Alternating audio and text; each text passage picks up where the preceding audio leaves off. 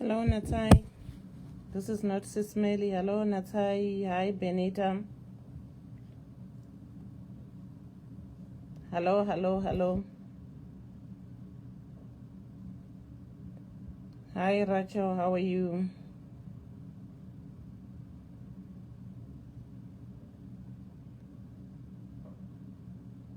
Share the life, share the life, share the life. Let's share the life. We want to break our fast. Let's share the life.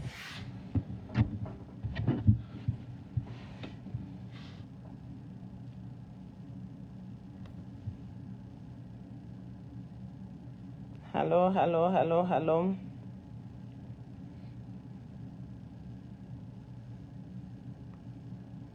Hi, Luna. How are you doing?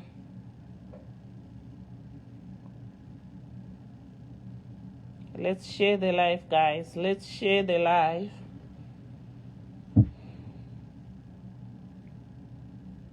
Let's share the life. Let's share the life.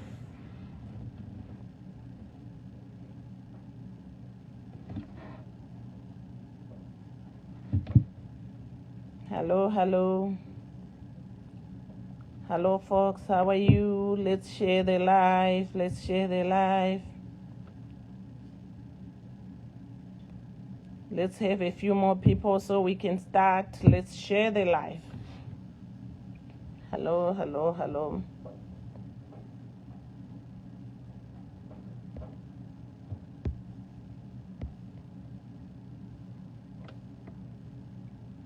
Let's share the life, guys.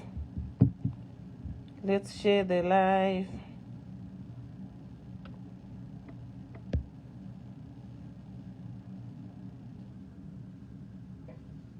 Hi, Beverly. How are you doing?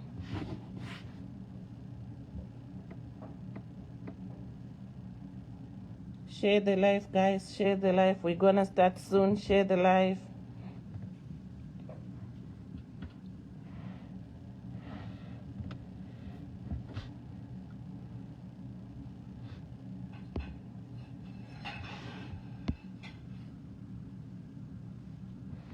Share the life, guys. We're about to start. Share the life, share the life, share the life. We are about to start. Hello, everyone. How are you doing? Let's share the life. Let's share the life. Let's get a little bit more people so we can start. Share life, share life. Titange manje manje. Takutoda kutanga share life, guys. Share life. Or else vamwe vanotibatira panzira. Share life, share life. This is not SIS MELLY today.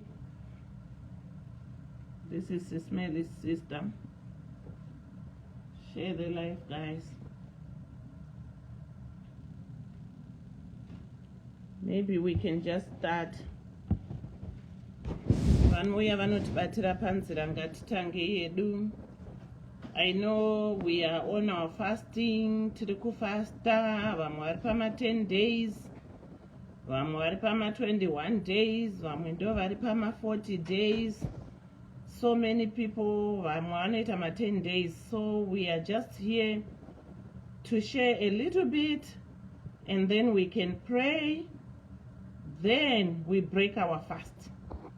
Saka ngatimboshare mbichana, so that we can really understand what we are doing. Toda kunzwisisa kuti alright, vamwe tinongoziva kuti kune ma 10 days, kune ma 21 days, and whatever it is. So toda kungoti tingotsanangurirana mbichana about this fasting thing, right? Because I know we have all been fasting, so we are ready to break our fast. That's the reason why I'm here. That's the reason why it's not SIS MELLY here. I just came in so that we can share a little bit, and then Kanata share a little bit, then we are going to pray and break our fast.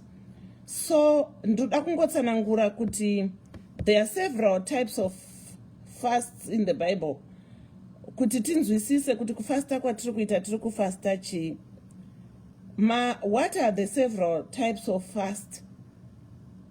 Because the more we understand kufasta kwatiri kuita, the more it becomes effective kwatiri, right? So there are several types of fasts in the Bible. These include complete fast. Complete fast is also known as a water-only fast. This is when you abstain from all food, meaning kuti hapana chaunodya, unongomwa mvura chete. And we call this complete fast. Then kune inonzi liquid fast. Liquid fast, tino abstain from food, but we can consume liquids like smoothies, juices, or masup. Aya maliquids vazhinji vedu tinongofunga kuti kana tikafasta tikatsanya chikafu, then tinongozongonwa mvura chete. But you can fast solids and then you take liquids. And I'm talking of liquids like ma smoothie, ma juicy, ma soup, right? There's partial fast. Partial fast, you can either eat less or eat different foods, like omitting meat. Kune vanotsanya nyama, vamwe vanobika bhinzi, vamwe vanobika muriwo votsanya nyama, vamwe vanoshanya zvinhu zvinotapira like masweets, vamwe vanongotsanya kana kutsanya TV chaiyo. So that's one part of fast. Then there's absolute fast. Absolute fast, you abstain from all food and water. This should not be done for more than 3 days, because absolute fast hauna kana chauri kudya, hauna kana chauri kumwa, and it's usually a dangerous one kana Mwari vasina kukuti fasta, kana usina unge wataura naMwari kuti munzwisise kuti muroda kufasta that way. Absolute fast haisi yekungojambira zvedzungu. It should not be done for more than 3 days. That is what is advisable, unless you are in very good health and have very clear directive from God. Saka vanhu hatifangongojambira kuita ma-absolute fast Mwari vasina kutaura newe, because kana Mwari vataura newe vakubvumira ndo vachakusustaina. Then we have what we call corporate fast. Corporate fast is a group of people or a church vanofasta together. Saka munoseta a period of time. Like izvezvi tiri kutry kuita what we are calling a corporate fast. Tiri kufasta tiri wherever we are, then we have decided to come together, pray and break our fast. Then we have what is called a Daniel fast. A Daniel fast is a partial fast where you abstain from meat, you abstain from sweets, you abstain from doro, alcohol, but you can eat fruits. Unogona kudya ma vegetables, unogona kudya ma whole grains, unogona kudya ma nuts and seeds, anything else. And that is what is called a Daniel fast. And Mwari vanongokunzwa still, because it's not the type of fast that you do yekuti ndo yaunozonzwira na Mwari. Then we have Jewish period fast, because vazhinji tinobvunzana kuti what time shall we fast from? We don't just fast willy-nilly, right? But we have to know what period of fast that we should do, that we should take. Hold on, let me just get some water. So there is what they call the Jewish fasting period. Jewish fasting period inowanzotanga from 6 p.m. and then ends the next day at 6 p.m. Vamwe vanoita iyoyo, but vazhinji vedu tinowanzoita ya 6 to 6, from 6 a.m. to 6 p.m.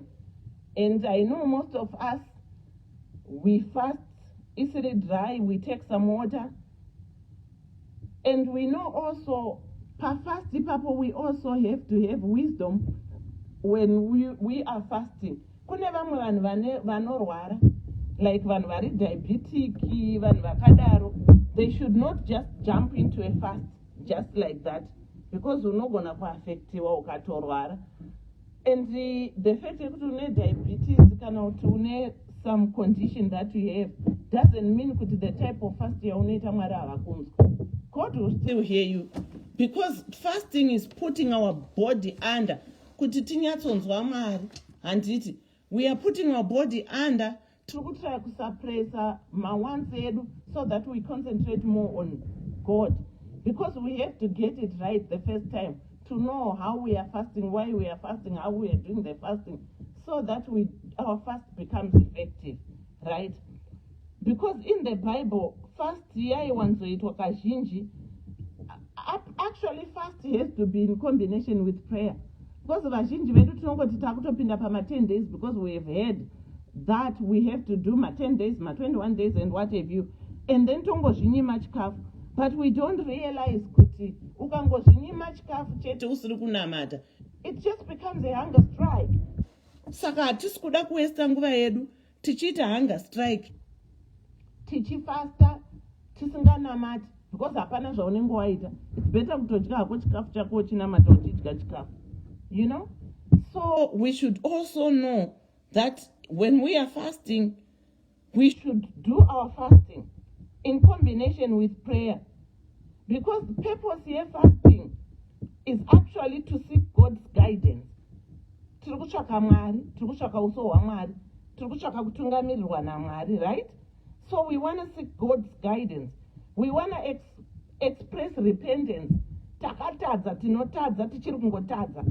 Saka for us kuti tirepente, tinozvidu kupisa, tozviisa under nekutanya, right? And we can do this tiri kuzvinyima nekunamata. And the other reason is for us to humble ourselves before God, kuzvidu kupisa pamberi paMwari, to express love and worship for God through fasting. Kuzvidu kupisa ikoko nekuzvidzikisira, it's another way of us expressing love and worship for God and gain deeper fellowship naMwari. Because kana ndakazvinyima, pamwe ndatsanya kuona TV, pamwe ndatsanya kusocial media, pamwe ndatsanya zvinhu zvakawanda zvinondidistracta kuti ndiite focus kuna Mwari. Besides fasting yefood chete, we should also fast those things that distract us from kuti tinzwe kuna Mwari. So that way then we can focus on God, and that way we can also hear what God is saying. Because kazhinji kacho tinongoti tiri kungotsanya isi tiri kutoita zviri kuita, pamwe tiri kutoburana nevanhu, pamwe tiri kutoitika, then it's just a hunger strike. We are not fasting at all, you know. Saka fasting also should not be used as a dieting method or to punish the body. No, we shouldn't do that. It should be done in a spirit of humility and joy, especially humility. Tofanwa kuzvidukupisa, tofanwa kuzvihambla when we want to fast. And then we have to pray, because fasting without praying is nothing. Hapana chatiri kuzombobudisa out of fasting yedu. And kazhinji kachoka, ukada kufasta futi usina kunamata, usiri prepared, unogumburiswa nezvinhu zvakawanda.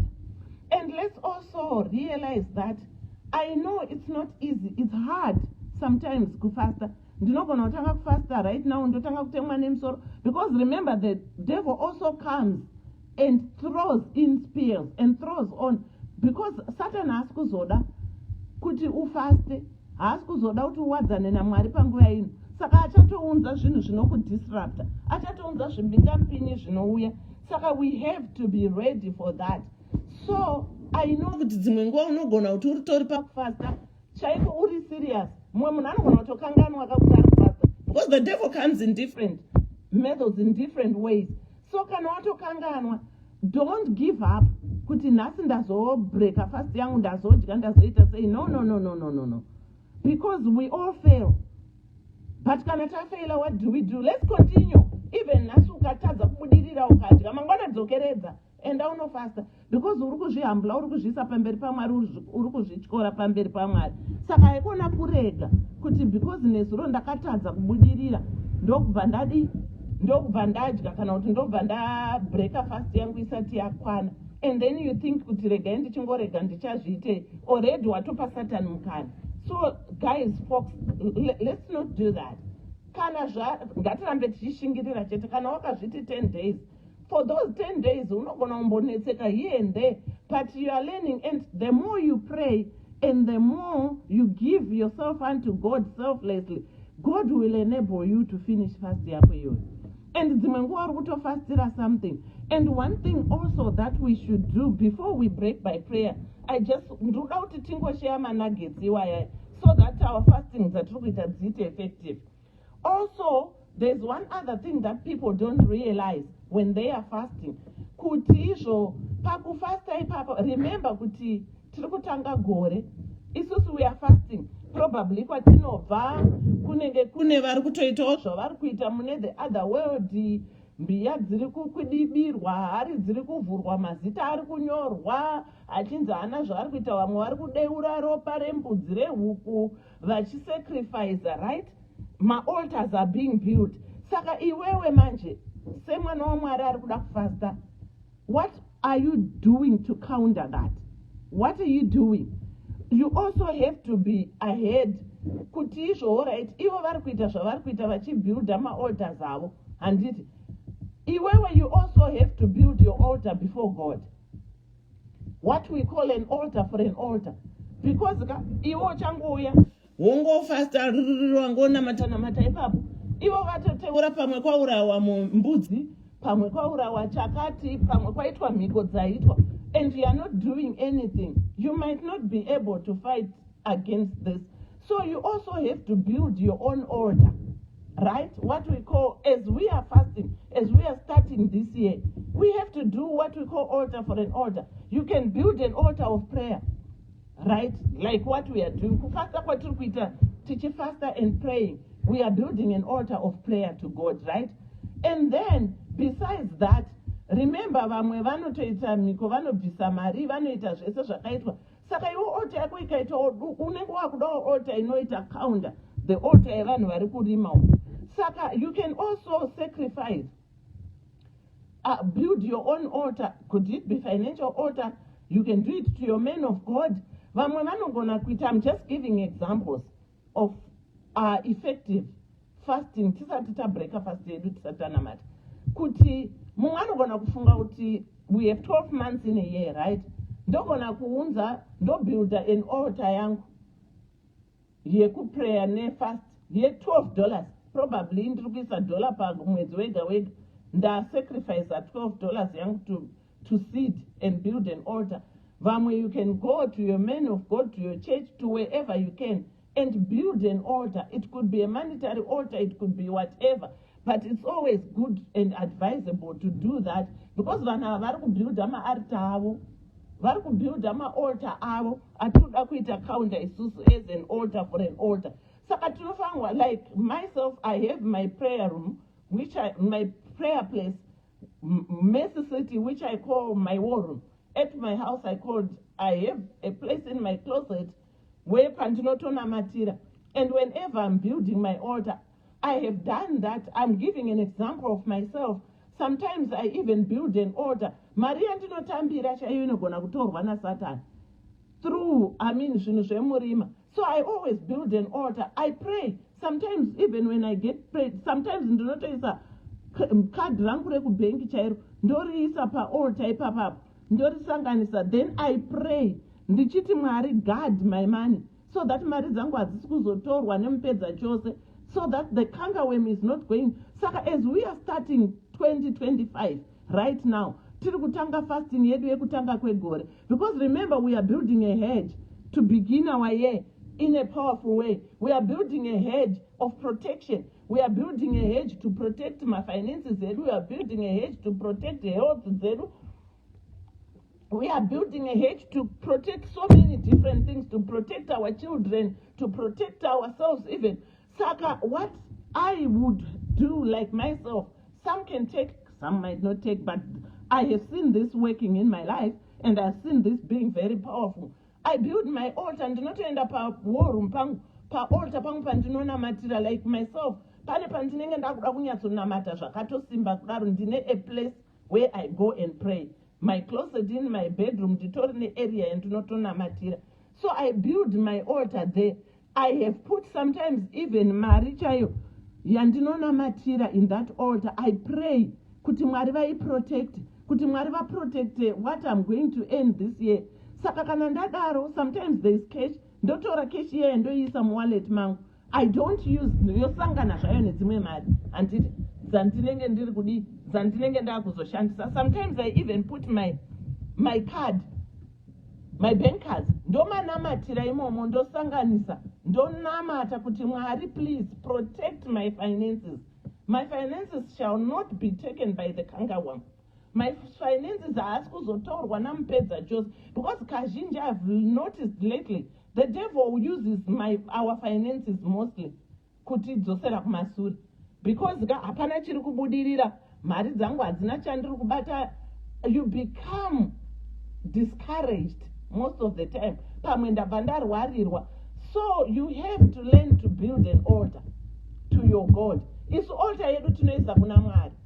Vanhu vakudhara vaitoita ma-altar, ma-proper altar, and they used to slay even wai, to slay, vaitoita ma-altar ekutopusa blood chaiko. But isusu, we don't do that because Jesus Christ has come. Saka we go through Jesus, we pray. But we do those, we build our altars that we are going, we build what we call, it's like the altars, we are asking for mercy from God, because we have all fallen short of God's glory. We have all fallen short. So at the moment, what we are doing is we are praying, as we are fasting, we are praying to ask for God's mercy, what they call Elios. We are asking for God's Elios. The Elios means mercy.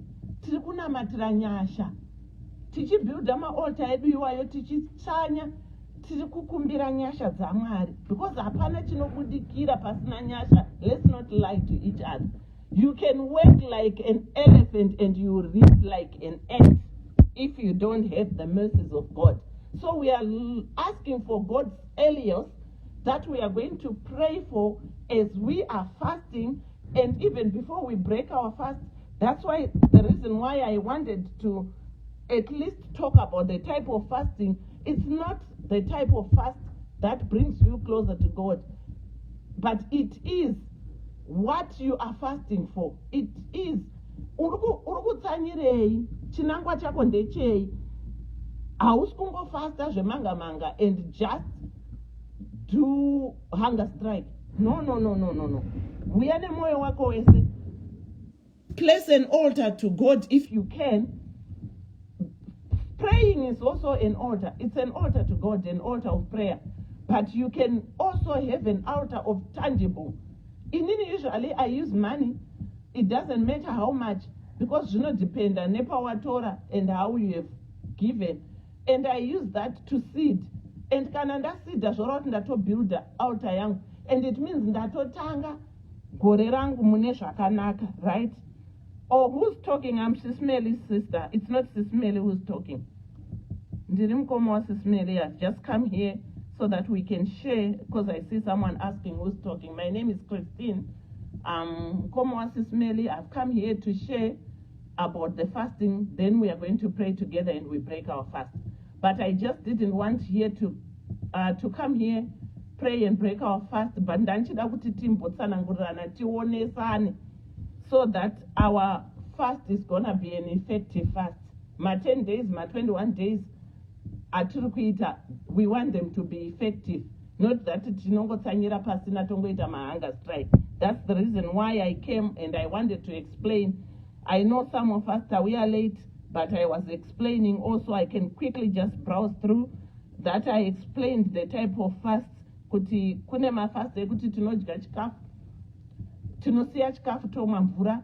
Kune mamwe ekuti tinotsanya zvimwe zvinhu zvatinodisisa, zvikafu zvatinodisisa, totsanya doro, totsanya zvinhu zviri sweet. So there are all different types of fast. There's an Esther fast, there's a Daniel fast, we have complete fast, we have absolute fast. Although absolute fasts are not advisable to everyone, you really have to seek God God for that. And it's usually advisable medicinally that my absolute fast should not go over 3 days, because vanwanzoti 72 hours usingamwi mvura, it can affect you. And then we have other people like vanhu vari diabetic who sometimes have to take food. You find other things to fast. That doesn't mean kuti hausi kufasta, because remember kuti Mwari vakatipa njere futi, we have to fast with wisdom. So if you are someone who has got medical conditions, it doesn't mean kuti haukwanisi kufasta. You can still fast, but you can abstain from other things that you covet a lot, and that way you are putting yourself under and urikuzvihambula kuna Mwari. So I just wanted us to discuss that, and then I discussed about sometimes it's always good to build an altar, because zvinhu zvatiri kufastira tichinamata maaltars ari kutobuildwa kunzoko. Kutanga kwegore vari kutotangawo kuti Mary haana chaari kuzobata gore rino, zvese zvaari kuita hapana chiri kuzoita. Saka already they are building altars against you. We want to build yedu altar to cancel the handwriting of Jezebel inenge yakanyorwa kunzi haana chaachaita muupenyu hwake. Toda kubuilda yedu altar to cancel kuti achanzizvo hapana chaanoita paupenyu, because pane masoko, pane mazuva ari kutotaurwa right now. Ari kutotaurwa kunzi hafi akaita chikati, vana vake havana chavanoita, gore rino haararami, gore rino anozoita sei. Saka vamwe vari kunotourayiwa kana mombe chaiyo, kunotourayiwa kana mbudzi, vamwe vanouraya huku, vamwe vanoisa, they spill blood to do that. But isusu, we are children of God, we are going to build our own altar. Like I was saying kuti, it's an altar for an altar, right? But isusu watinaye ndiye mkuru, because isusu already we have the blood of Jesus, the blood that speaks better things than the blood of Abel, right? The blood of Jesus is bigger than whatever ropa riri kudeurwa rembudzi rei. The blood of Jesus is bigger than my words are kutaurwa against you. The blood of Jesus is bigger than everything else that zvavari kuita, because panotaurwa kunzi even the name of Jesus is higher, is above every name. Saka the name of Jesus is above mashoko ari kutaurwa, the name of Jesus is above zvese zviri kutaurwa. Saka isusu, let's build our altar on Jesus. Let's build our altar on the Lord as we fast these 10 days, these 21 days, these 40 days. I don't know how many days you are going to fast. Some are fasting 5 days. As the Lord leads, as the Spirit leads. Some people, myself, I have fasted sometimes. Then I feel God is telling me to continue fasting. 10 days, but God still wants me to go ahead. Then I proceed to 21 days. Then I proceed to 40 days. But whatever it is, as the Spirit leads, let's learn kutisho. Why are we fasting? Let's learn kuti we fast and pray. Let's learn kuti sometimes we fast, we also have to build our altars. Because kunema altars akatoka, kunema altars of Baal, kunema chichi. Isusu, let's build our own altars also, the church protect. So after having said that, let's just pray now so that we can actually break our fast. So we want to come before you, Jehovah God. Father God, we want to come before your throne. Toda kutenda imwari. Muri mwari vakanaka, muri mwari vanotigonera. I come before your throne, Jehovah, even as I humble myself, my Lord and my God. I'm coming before you, Jehovah, even as I present every family that is represented here, Jehovah. Vatora nguva yavo, Jehovah, to come and even listen to your word, Jehovah. I know I'm nothing, Jehovah, but before you, Mwari ndima ndituma kuti nditaure nevarandakadzi nevarandarume, Jehovah. So let them listen to you and not listen to my voice. Mwari ndiri kuti anoint these lips of clay, Jehovah, so that even they feel that is the little that I'm going to share, Jehovah, is going to make impact, Mwari. Saka ndakunamata, Jehovah, that even as we have spent the whole day, Jehovah, fasting, Jehovah, suppressing ourselves, Jehovah, seeking your face, Jehovah, Mwari ndinodaira kuti matinzwa, Jehovah, baba ndakunamata right now, Jehovah, ndichida kurayira, Mwari, mwese yakaipa, Jehovah, tinoirayira nezita neropa raJesu, Jehovah. We are saying every evil altar we render powerless in the name of Jesus. Every monitoring spirit that is going to monitor our progress in 2025, we render powerless in the name of Jesus. Every familiar spirit, Jehovah, that might follow us and monitor us, Jehovah, we render powerless in the mighty name of Jesus. And every soul ties, Jehovah, that might be sent to us, Jehovah, we are saying there are no power, Jehovah, we are rendering powerless, my Lord, in the name of Jesus. Oh, Mary, we are calling upon the blood of Jesus, Jehovah, the blood that speaks better things than the blood of Abel, my Lord and God, the blood that speaks better things than Mweya inotera rudzi, Jehovah, the blood that speaks better things than Mweya inotera dzinza Mweya yakaipa, Jehovah, the blood that speaks better things than even Mweya inotedza zvakawanda, Jehovah. We are saying Mweya yese yakaipa inotiburwa kwatiri, Jehovah, isusu we are calling upon the blood of Jesus to suppress it, Jehovah. We are calling upon the name of Jehovah, the name that is above every name, Mwari. The name of Jesus is above every name, and it is bigger than every name, Jehovah. The name of Jesus is above urombo unoitwa mumamhuri medu, Jehovah. Tiri kunamata even right now, Jehovah, kuti kutsanya kwatiri kuita, Jehovah. Let, Jehovah, there be deliverance through this fasting, Jehovah, that we are doing. Mumwe wedu achawana deliverance mukutsanya ikoko. Mumwe wedu ane zvikumbiro zvishuviro zvaari kuita, Jehovah. Let that be rendered to them, Jehovah, even as they come before you, Jehovah, vantichitsanya Mwari wangu. Ndiri kuti ari kutsvaga mwana, Jehovah, mubatisei. Ari kutsvaga cheuviri, Jehovah, mubatisei. Ari kutsvaga mabasa, Jehovah, muwanisei, Jehovah. Vari kuenda kuma-interview, Jehovah, I'm praying for favor, Jehovah. Favor of the Lord and favor of men, Jehovah. Because I know the favor of the Lord comes with favor with men, Jehovah. Vana vedu vari kuenda kuzvikoro right now, Jehovah, even as we are fasting right now, as we are suppressing ourselves, Jehovah. We are praying for protection, Jehovah, even for our children that go back to school, especially in places like Zimbabwe.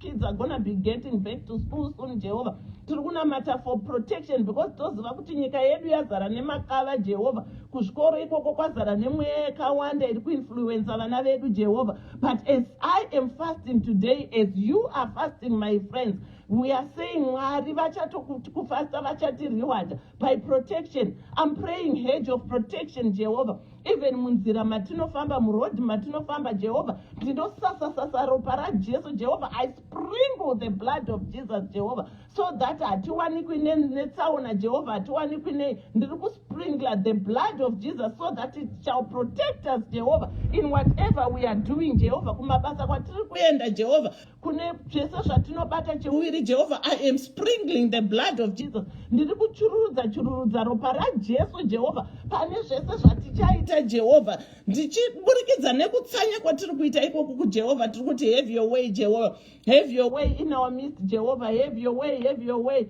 Oh, we pray, Jehovah, even tichitanga gore kudaro, Jehovah, I'm praying for wisdom as we are, Jehovah, fasting. We are seeking wisdom that comes from above, Jehovah. We are seeking clarity of mind, Jehovah. Yes, because we are not a God of confusion, but we are God of a sound mind, Jehovah. So we are praying, Jehovah, even as we begin this year, my Lord and my God, that we shall have a sound mind. Mwari tichaita sound mind, Jehovah. Muchatidzikinura mune zvakawanda, Jehovah. Ndiri kungonamatira right now, Jehovah God, kuti kana pane zvakataurwa zvakaiswa patiri, Jehovah, I am nullifying right now in the name of Jesus, Jehovah. In the name of Jesus, Jehovah, I declare Deuteronomy 28, Jehovah, even upon us and our children, Jehovah, because we shall be the head and not the tail. We shall be above and not beneath, Jehovah. We shall be blessed in the country and in the city, in our coming in and in our going out, Jehovah. Saka ndiri kungonamata right now ndichiti Mwari titungamirire, Jehovah, even tichitanga gore rino, Jehovah. I know 2024 was a tough year, Jehovah. So many of us, Jehovah, have gone through very rough pages. So many of us have gone through very rough ebbs, Jehovah. But tiri kuti zvakatopfuura Mwari makatikundisa. But takuti zvino takuchitanga gore zvakanaka, Jehovah, nekuuya kwamuri, because ndimi musiki nemutangisi weupenyu hwedu, Jehovah. You are the Alpha and the Omega, muvambi nomukwanisi wekutenda kwedu, Jehovah. Saka Mwari chitikwanisai, Mwari chitiendesai, Jehovah. You know the end, the beginning from the end, Jehovah. You knew us before we were even formed in our parents' wombs, Jehovah. So we are saying, Mwari, you even know what you have bestowed for us, Jehovah. But Mwari, tiri kuti hapana anyone ari kufasta pano ari pano, and even all the families that are represented represented here, Jehovah. None of us shall have any premature death, Jehovah, in the name of Jesus. Mwari tiri kuti hapana achawana anyone wanorepresent achaita premature death, Jehovah. Tiri kuramba Nesta neropa raJesu. Ndiri kuti Jehovah, we are crying for Enios, Jehovah, we are crying for mercy, the mercy of the Lord, and we are crying, all your mercies are new every morning, Jehovah. Even as we seek your face right now, Jehovah, even as we are separating ourselves from the things that we want in the world, Jehovah, separate us also from those things zvinotikanganisa paupenyu hwedu. Saka toda kungonamata, Jehovah, kuti patiri kucontinue day in, day out, Jehovah, reveal unto us, Jehovah, the things that we need to take care of. Reveal unto us, Jehovah, even zvinhu zvinotikanganisa, Jehovah, all the altars that we want to uproot, dzakaitwa even pamwe nemadziteteguru dzatisingazivi. But Jehovah, I'm saying right now, reveal us, because when we seek you, Jehovah, you reveal to us, Jehovah. Hamumboregi kuti reveala Mwari kana tichiuya tichikumbira, Jehovah. Your word says, oh, seek ye first the kingdom of God, and everything else will be added unto you. Even as we are seeking you, we are seeking your face, Jehovah. We know you are going to add into our bosoms right now, Jehovah. Let our cups never run dry, Jehovah. Tiri kungonamata kuti takutenda isusu tiri kukuzivai kuti hapana atinogona kuita Mwari asi kuburikidza nezita renyu, Jehovah. Saka tauya, Jehovah, tichizvidukupisa, tauya, Jehovah, tichizvidzikisira, Jehovah, kuti take over, Mwari. Take over, Jehovah. Tinokutadzirai nguva nenguva. We grieve your spirit every day, Jehovah. But we have come to say, Jehovah, we are sorry. We have come to say, Jehovah, tibatsirei. We have come to say, Jehovah, titungamirirei right now. Titungamirirei munzira dzatichafamba, Jehovah. We are saying, protect us, Jehovah. Protect our children. Protect our families. Protect us, Jehovah. We are not Goni Mwari. Jehovah. The devil comes in to kill, steal, and destroy, Jehovah. But isusu Mwari makauya nesoko renyu imimi kuti tihave Mwari upenyu and life abundantly, Jehovah. And we know your word never comes back to you void, Jehovah. You bring your word to perform it. So as we are praying right now, Jehovah, even tiri kukumbira for those protection and what have you, let the word become flesh in our lives, Jehovah. So koratatotaura pano baba ngarire iro richaita flesh muupenyu hwedu, Jehovah, and we shall come to testify of your goodness. So Mwari tiri kungonamata kuti now that we are breaking our fast, Jehovah, tichimirira mangwana tichitanga fast yedu, Jehovah, even patichaenda kunorara, Jehovah, kana muchitirotesa hope tirotesei hope, kana muchitiratidza tiratidzei, Jehovah, zvamuri kuda kuti tiite, zvamunoda kuti tisiye, zvamunoda kuti tiembrace, Jehovah. I know you reveal to us, Jehovah. Tirote hope dzeumambo, tisarote hope dzewakaipa dzekudzingirirwa, but Mwari tiri kuti tirotesei hope dzakanaka. Mwari titungamirirei mune zvakanaka. Mwari tibvisirei zvimingamupinyi, Jehovah. Mwari bvisai zvese zvakasosa munzira dzedu, Jehovah, such that tichafamba, Jehovah, munzira dzakanaka, Jehovah, such that tichafamba kusvika pakupera kwegore, Jehovah, muchiramba muchitikumbirira, such that, Jehovah, you shall show us the altars we have to build that are going to counter the altars of the enemy, that are going to counter the altars of the devil. So tinokutendai, Jehovah, kuti muri Mwari vakanaka, muri Mwari vanotigonera, ende tiri kuti Mwari chitichengetedzai patichaenda kunorara, chitichengetedzai. Some of us, it's afternoon where I am right now. It's already midday, so I still have got a day to go. The whole day is still young. But Mwari patichapedzisa zuva, vari kupedzisa zuva, pedzisai navo, Jehovah. Vakuenda kunorara, rarai navo, Jehovah. Vave mangwana, mukai navo, Jehovah. Muchingova muchitibatsira kuti tisafoile, tisadone, tirambe tichikwanisa kuti tipedzise fast yedu, Jehovah. Even as we carry on, tichiratidzana, tichishare, tichibatsirana, Jehovah, reveal unto us that which you want your children to hear. Baba ndanamata nekutenda muzita nemuropa raJesu. Amen and amen. Thank you, folks. I was just here to come and share and pray that we break our fasts. We shall meet again tomorrow. We shall be talking about something different, but tichikurudzirana nekuenderana nemafasti edu atiri kuita. Ticharamba tichikurudzirana, ticharamba tichirivhira zvakawanda zvinobatsira, zvatinozivawo zvinogona kutibatsira through these days of fasting and seeking God's face. Ngatirambe tichishinga zvinogona kumbotadza kwanhasi, but don't be discouraged kuti nhasi ndatadza kubudirira.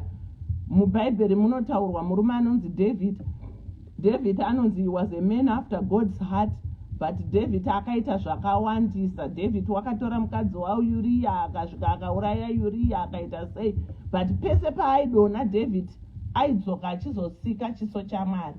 Saka let's be like that. Pese patiri kukundikana, pese patiri kudona, let's come back and seek God first, because Mwari has got mercies that are new every morning, every day. God's grace is there every day. It doesn't matter what you have done. It doesn't matter your sins are red like crimson or they are white as snow, but Mwari vanoregerera. Saka vedu vari kunorara, chirarai mune zvakanaka. Vari kuswera pedzisai zuva renyu zvakanaka. Tosangana zvakare mangwana tichibreaka fast yedu. Thank you so much. Bye bye folks.